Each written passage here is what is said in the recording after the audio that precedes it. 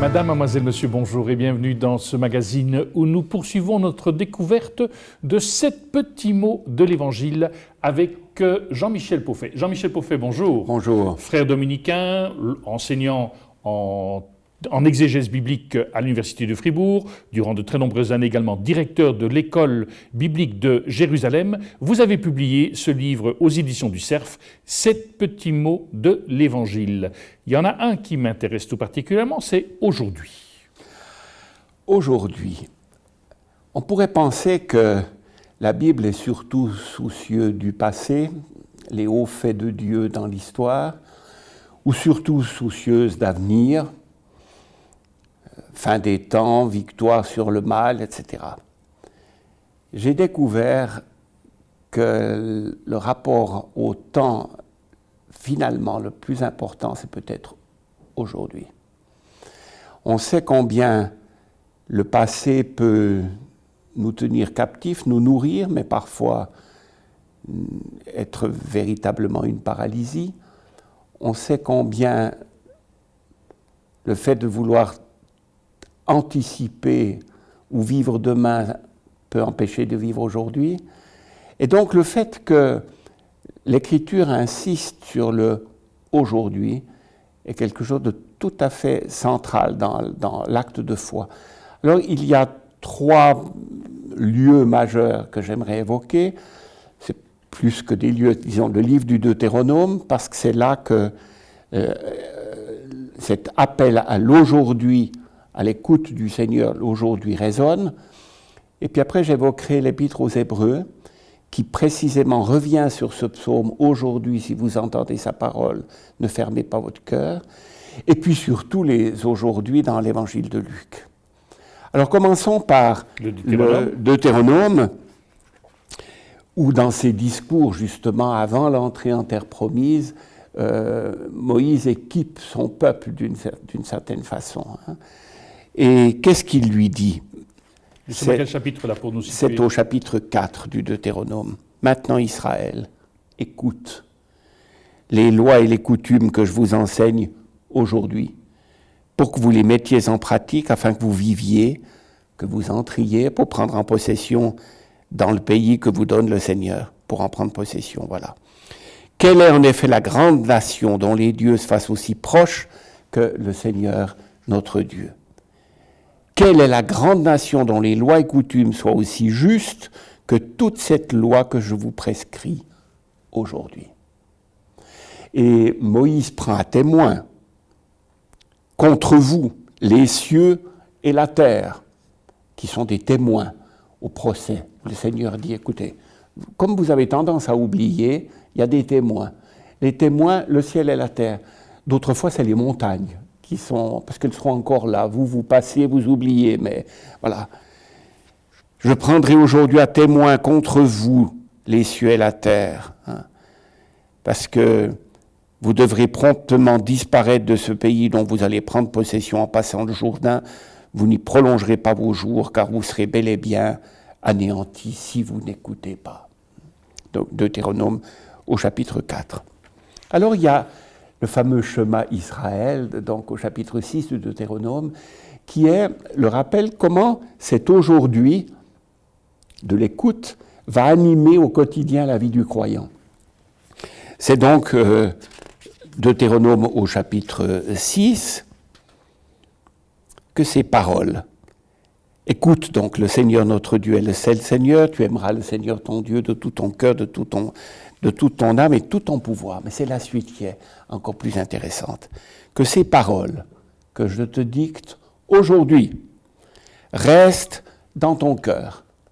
Alors, tu les as écoutées, elles sont dans le cœur, qui n'est pas seulement le lieu de l'affectivité pour la Bible, mais le lieu de la volonté.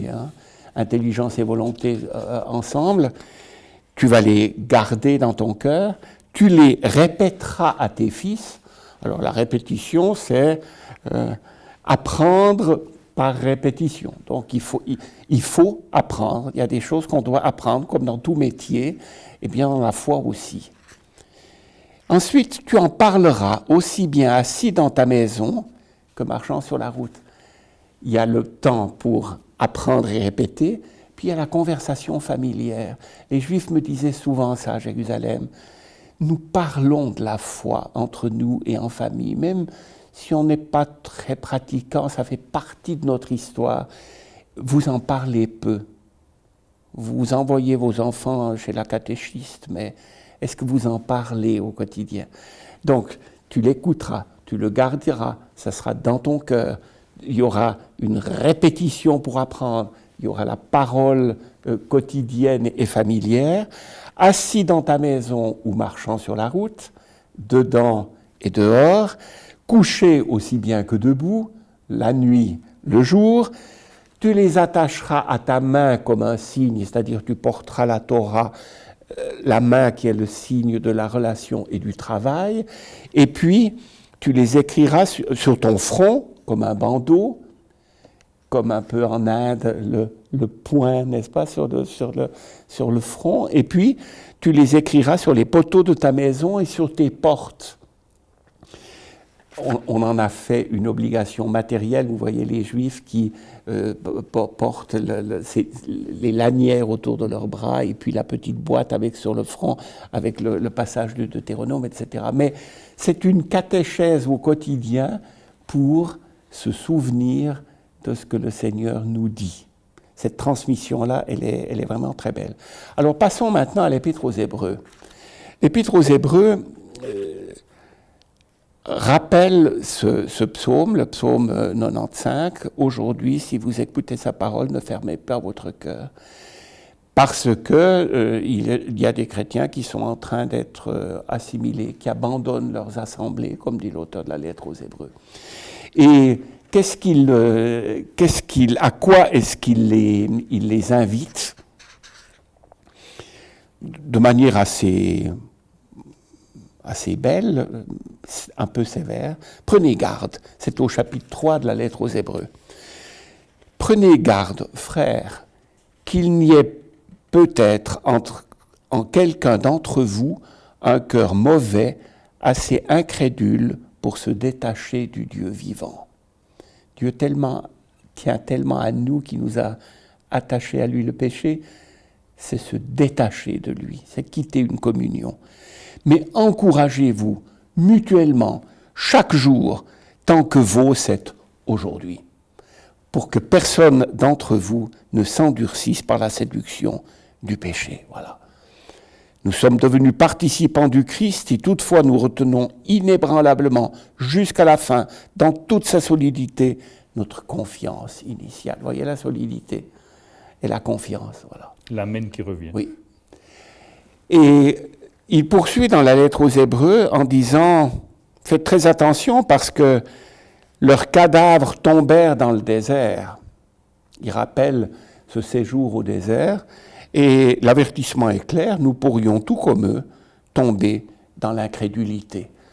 La parole qu'ils avaient entendue ne leur servit de rien parce qu'ils ne restèrent pas en communion par la foi avec ceux qui écoutèrent.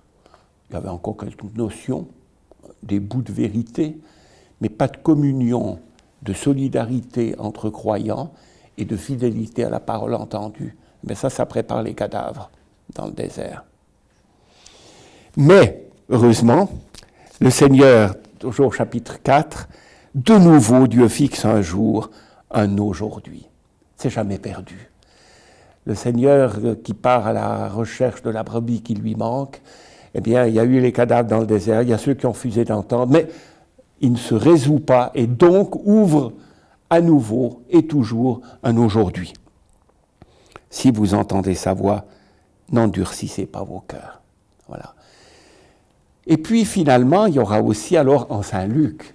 En Saint-Luc, l'aujourd'hui est répété. Rappelez-vous, le premier, c'est Noël. Aujourd'hui, il vous est né un sauveur. Je vous annonce une bonne nouvelle.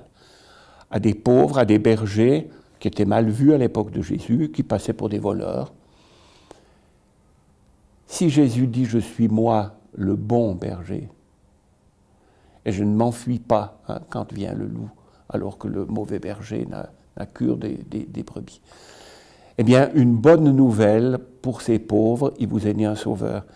Et j'aime rappeler que le titre de sauveur venait d'être confisqué par Auguste, divinisé, titre de sauveur, et les cités d'Asie mineure avaient fait le jour anniversaire de la naissance de l'empereur au mois de septembre le commencement des bonnes nouvelles pour le monde. Alors, il est où le sauteur, le sauveur? Elle est où la bonne nouvelle? Est-ce qu'elle est auprès des puissants qui promettent tout et ne tiennent rien, ou bien auprès de cet enfant au milieu des pauvres, la bonne nouvelle? Voilà. Ensuite, on trouve l'aujourd'hui à Nazareth. Aujourd'hui, cette promesse s'accomplit pour vous. Le Seigneur qui vient porteur d'une bonne nouvelle pour les pauvres, aujourd'hui. D'abord, ils s'émerveillent, et puis après, ils se disent, mais qu'est-ce qu'il nous raconte aujourd'hui, lui? Les grandes promesses de l'histoire d'Israël, le lépreux qui est guéri, et puis les sourds qui entendent, et finalement une bonne nouvelle pour les pauvres, et puis ils vont réagir et au contraire le chasser. Il y aura encore un aujourd'hui, c'est Zachée. Aujourd'hui, le salut est entré dans cette maison. Et Zachée n'était pas parfait, et c'est pas pour ça que Jésus va chez lui, mais c'est le publicain, c'est le pécheur, il est curieux, il aime les cortèges. Le Seigneur l'appelle de son arbre, et il dit aujourd'hui le salut est entré dans cette maison. C'est après que Zachée partage, touché par la miséricorde de Jésus. Et puis le dernier aujourd'hui, c'est sur la croix évidemment. Le larron qui dit Seigneur, dans ton royaume, puisque tu parles de royaume, eh bien souviens-toi de moi. Et Jésus lui dit aujourd'hui, avec moi et dans le paradis. Donc on voit que c'est aujourd'hui souligne la fidélité de Dieu au quotidien et de manière surprenante. Pour des pauvres, pour des pécheurs, là où on ne l'attendrait pas, lui est au rendez-vous. Est-ce que nous y serons? C'est une autre question. Jean-Michel Pauffet, merci beaucoup. Nous arrivons au terme de cette émission. Au nom de toute l'équipe qui l'a préparée, il ne me reste qu'à vous souhaiter une excellente journée. Je vous dis à très bientôt.